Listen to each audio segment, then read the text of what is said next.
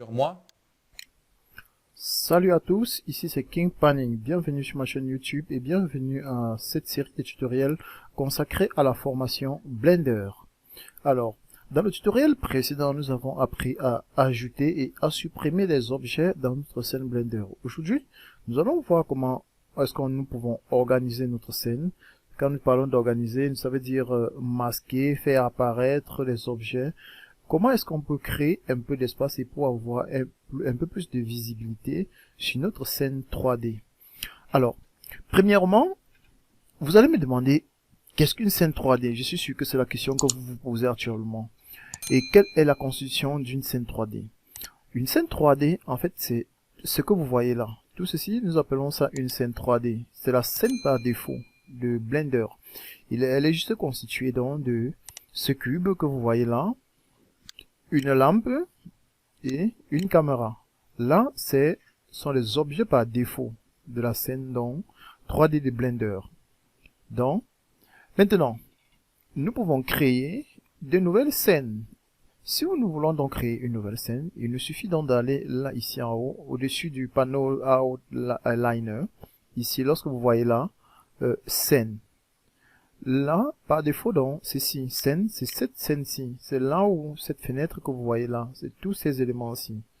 Bien, nommons par exemple là, ville. Vous allez comprendre pourquoi tout à l'heure. Bien, nous avons donc nommé cette scène ville. Si je veux donc créer une nouvelle scène, là, je vais ici, là, sur cette icône en forme de papier plié.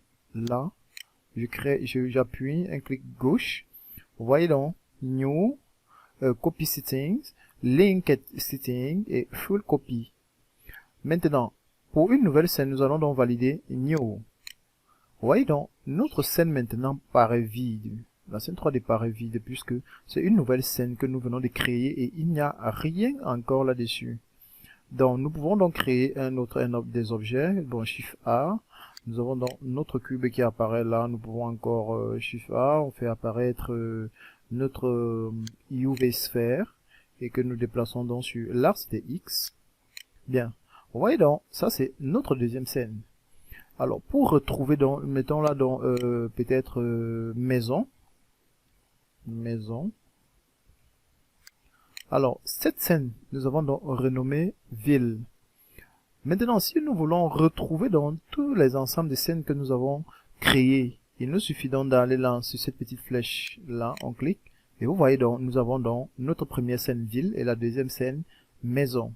Vous voyez donc là. Maintenant, l'avantage donc de créer plusieurs scènes, je sais que vous vous demandez, l'avantage de créer donc plusieurs scènes est la suivante. Nous avons par exemple, nous sommes en train de créer peut-être une ville. Nous avons créé le décor d'une ville et que nos scènes vont se dérouler particulièrement dans une maison. Vous voyez donc que, après avoir créé une ville, on aura quelque chose un peu très large. Maintenant, il nous faut peut-être zoomer pour aller à l'intérieur de la maison pour circuler là. Ce n'est pas du tout évident. Nous pouvons donc sur notre première scène, on crée la vie globale. Et sur la deuxième scène, comme vous avez vu, j'ai renommé tout à l'heure maison.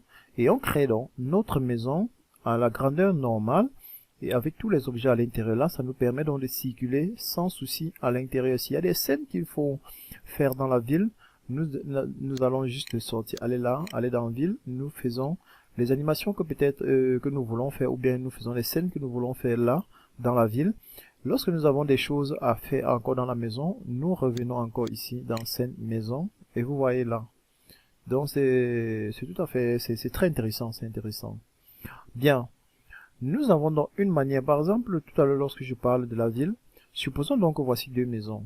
Et que nous allons travailler, par exemple, nous voulons nous focaliser sur la sphère qui est juste derrière notre cube.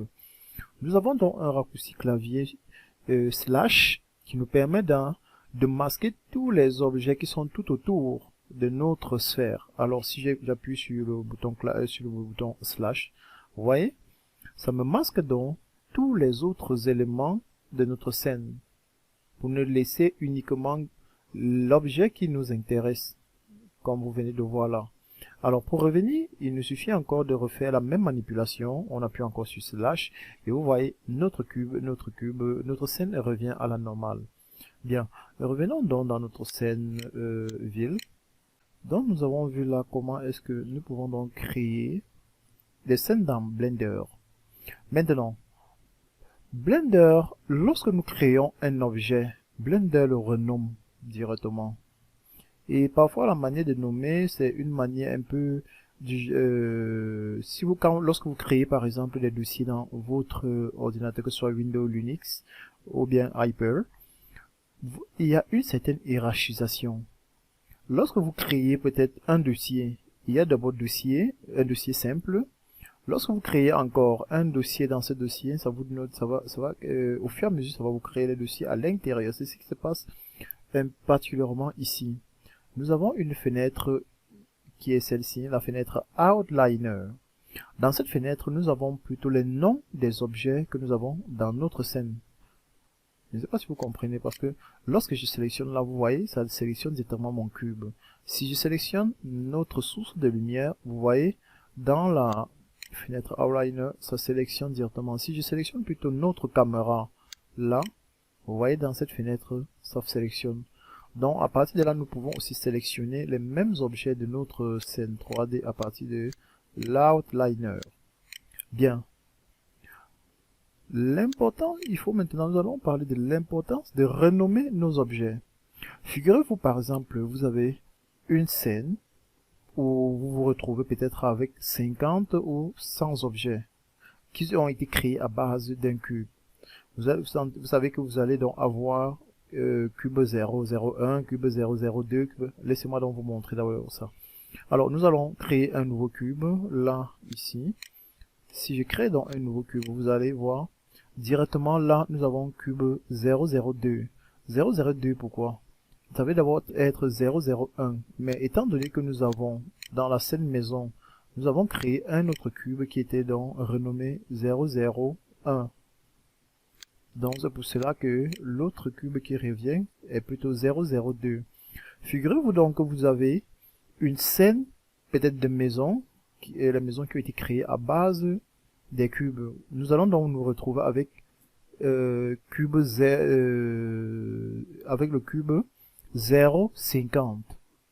Vous voyez donc que c'est un peu chiant. Et si particulièrement ce fichier Blender, vous allez donner à une autre personne qui doit continuer le travail. Vous voyez donc, ce sera très difficile pour lui de se retrouver, d'où l'importance de renommer dans nos objets dans Blender. Et comment est-ce que le renommage se passe? Vous devez juste aller dans cette fenêtre Outliner. Là, particulièrement, notre cube est sélectionné. Je double-clique juste là et je peux facilement renommer. Je sais pas ce que je peux mettre là. Bon, mettons là caserne. Alors, vous voyez là, nous mettons caserne. Lorsque vous voyez donc, je sélectionne directement là, ça me sélectionne le cube. Si je viens, je sélectionne caserne, ça me sélectionne donc notre élément qui a été sélectionné et renommé. Bien. Nous avons donc une autre manière de renommer notre objet. Il nous suffit d'aller dans la fenêtre Object Properties, là. Vous voyez la cube. Nous pouvons aussi maintenant renommer là. Nous mettons cage par exemple. Nous restons dans le champ lexical des maisons. Alors, vous voyez là, directement dans là où là, il renomme directement. Vous voyez si je sélectionne là, même dans notre fenêtre Object Properties, nous trouvons que ça a renommé.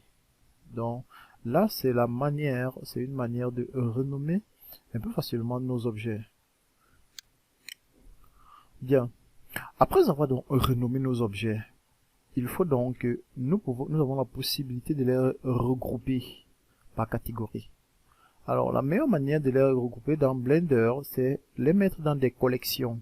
Lorsque nous créons un objet dans Blender, par défaut directement, ça appartient à une collection.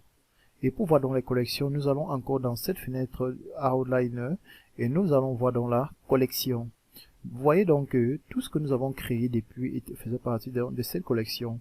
Et nous pouvons, comme tout à l'heure, renommer aussi cette collection. Il vous suffit donc de double-cliquer juste là-dessus. Nous pouvons donc, on double-clique, On met environnement. Bon, envie, je mets plutôt le raccourci envie pour dire environnement.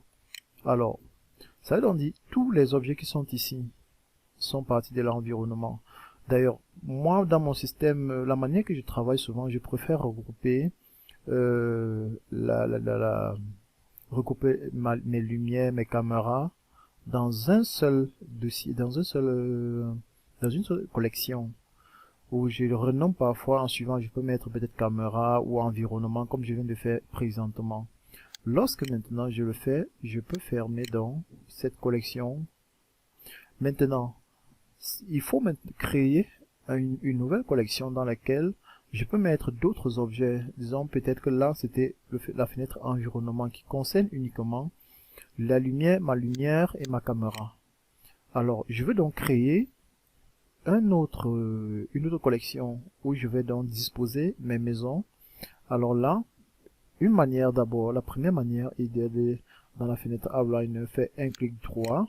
Vous voyez là, New Collection. Donc si je valide New Collection là, ça me crée directement une nouvelle collection et collection 2. Parce que la collection numéro 1 était là en vie ou environnement. Alors, laissons donc supprimons. Pour supprimer donc, vous n'avez qu'à valider et appuyer sur la touche Delete de votre clavier. Nous avons aussi la possibilité d'aller là, ici. Lorsque vous voyez sur ce petit plus ici, la corbeille avec le petit plus qui est ici, vous allez remarquer que la collection est matérialisée, j'y arrive, par un petit truc comme un petit carton ou un seau. Vous voyez donc là, je vais donc ici, avec le petit plus qui est là, lorsque j'appuie dessus, ça me crée directement une nouvelle collection. Je ne sais pas si vous voyez, c'est très facile donc de créer des nouvelles collections. Bien, nous avons aussi la possibilité d'attribuer un objet directement dans une collection.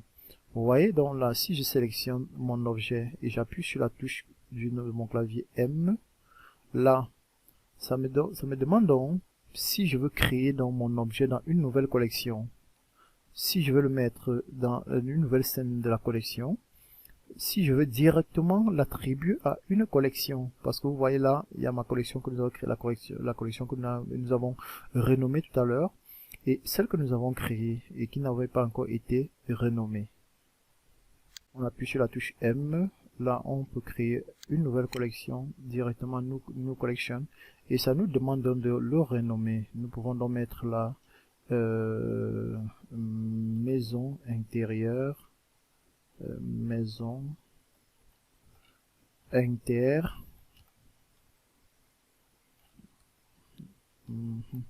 maison inter.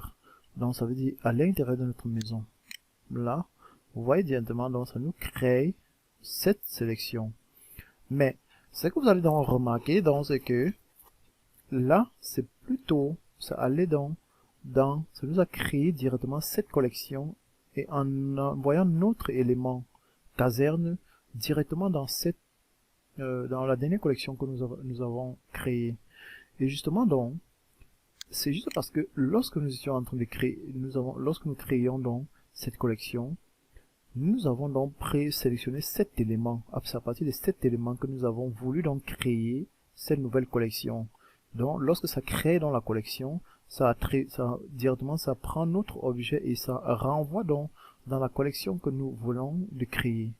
Bien, nous avons aussi la possibilité donc de sortir un élément d'une collection pour une autre collection. Si par exemple, je prends notre élément caserne, je vais donc l'attribuer dans la collection numéro 2. Je fais juste un glisser et je dépose à l'intérieur. Vous voyez donc, caserne maintenant fait plutôt de la collection 2. Je ne sais pas, c'est très simple, aussi simple que ça. Là, maintenant, je suis donc en train de travailler. Allons nous avons donc plusieurs éléments. Là, on avait cube, cage. Bien, si nous décidons, nous voyons donc que notre scène est un peu superflue, c'est un peu étouffé. Nous pouvons décider donc de cacher ou bien de rendre invisible certaines collections. Bien là, par exemple, si je décoche là, vous voyez, le cube qui était là disparaît. Si je recoche l'œil, donc pratiquement l'œil, vous voyez, ça réapparaît. Mais seulement ici, si je décoche l'œil et je lance un rendu, vous allez revoir notre cube sur la scène. Alors, donc si je lance un rendu, vous voyez donc tous les deux cubes apparaissent sur notre scène. Mais par contre, si je viens plutôt là, je décoche plutôt la croix, le crochet que vous voyez là, notre objet n'apparaîtra pas dans la collection. Vous voyez, j'ai décoché toute la sélection et là le rendu me semble noir parce que c'est dans cette collection que nous avons notre lumière et notre caméra. Donc si nous prenons là, par exemple cet objet, nous lançons un rendu, vous voyez, ce cube réapparaît. Si nous revenons là en active, vous voyez, les deux cubes vont apparaître au rendu. Ce que vous devez vraiment savoir, c'est que l'œil, lorsque vous décochez l'œil, ça veut dire que l'élément n'apparaît pas sur votre scène 3D, mais peut apparaître au rendu. Lorsque vous décochez plutôt le crochet, ça veut dire votre élément n'apparaît ni sur votre scène, ni lors de votre rendu. Je ne sais pas si vous comprenez un peu. Parce que lorsque vous faites votre rendu, vous pouvez décider de vous focaliser juste pour voir comment ça se passe avec un objet. D'où l'importance de cette croix. Vous décochez juste la croix. Donc, c'est un peu ça la particularité avec les collections. Maintenant, nous avons donc des raccourcis clavier qui nous permettent donc de rendre invisibles les collections. Là, si je vais dans notre fenêtre Outliner, je fais donc un clic gauche, je les sélectionne en fait et j'appuie sur la touche H. Vous voyez donc, ça rend invisible notre cube, notre collection, les éléments de notre collection numéro 2. Et si je fais donc Alt H, là, dans la scène 3D, vous voyez, rien n'apparaît. Et justement parce que nous avons masqué depuis la fenêtre Outliner, dans cette fenêtre-ci. Si je reviens dans là, je fais Alt H, vous voyez donc, notre objet revient. Si je fais ici, déjà je fais clic, je fais H, vous voyez, notre objet disparaît. Mais si je reviens dans la fenêtre Outliner, je fais Alt H, lui il réapparaît. Donc, cette fenêtre prend le dessus sur l'autre. J'espère que vous comprenez déjà assez bien. Donc, vous comprenez donc que l'avantage d'utiliser les collections, c'est qu'elle permet donc de regrouper les éléments par catégorie. Si vous comprenez bien, par exemple, si j'ai une forêt ou une ville ou une foule, je peux donc choisir de cacher les éléments que je veux.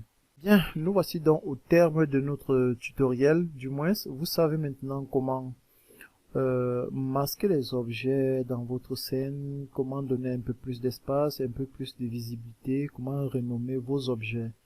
Alors, si ce tutoriel vous a donc plu, laissez-moi juste un pouce, partagez, abonnez-vous à la page, faites des commentaires, faites des critiques, car cela va me permettre donc d'améliorer un peu plus mon contenu pour nos prochains tutoriels. Alors, sur ce, je vous dis bon blend pour le prochain tutoriel. Bye!